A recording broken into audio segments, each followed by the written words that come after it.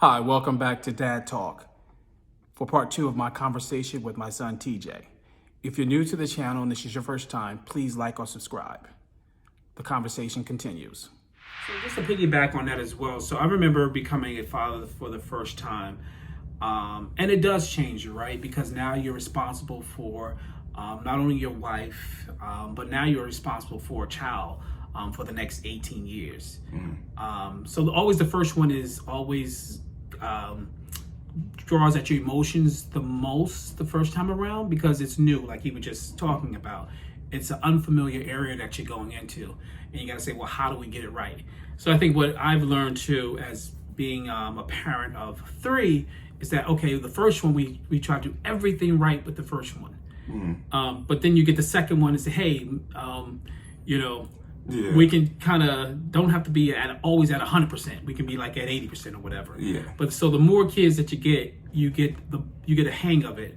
So I think that's the beauty of it as you become a parent. And then I guess it's the level of unconditional love that you have for this life that you brought into the world. Mm-hmm. So I applaud you for sharing that. Mm-hmm. And you'll, as the years go on, as you get older, it becomes more rewarding, right? You saw the first steps, and the talking and all of the stuff. I'm looking forward to that. So that's great part of parenting and experiencing of life. And I guess to that, to kind of let's put out some advice. What advice could you share with others, just in general about being a young father, married? Mm-hmm. What advice would you give young parents out there and young husbands? An advice that I would say is that I try to live by is, what can you do to better yourself the next day? I always try to keep a good circle around me. Like I said earlier, I don't keep friends that don't have the best interest for me, who ain't on the same path as I am, or don't have the same outlook on relationships that I do. Anything that deviates from the path that I'm on, I don't indulge in at all. I always put my family first. So as soon as I leave work, I go straight home.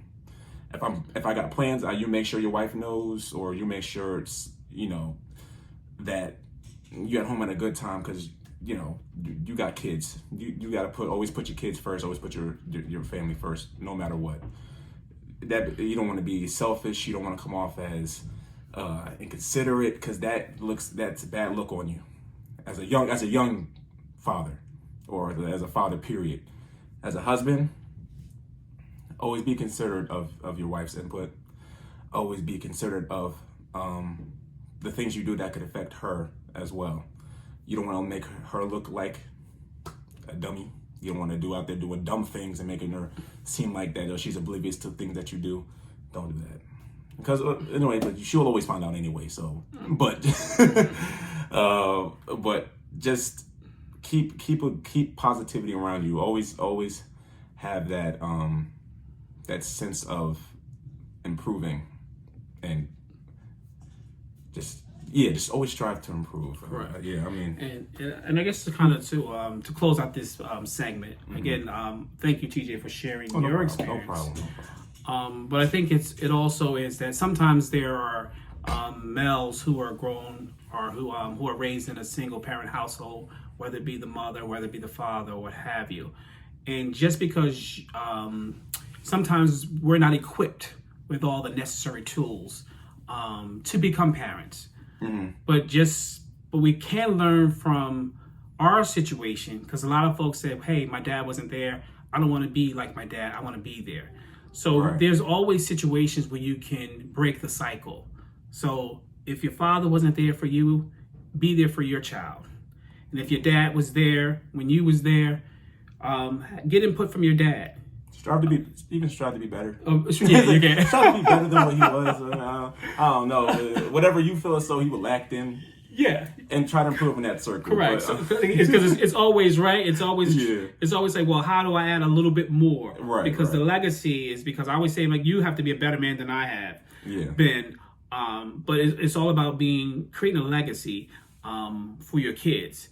And just because it's always, some people always say it's not where you start, but it's where you end. And it's not how you start the race, but it's how you finish the race.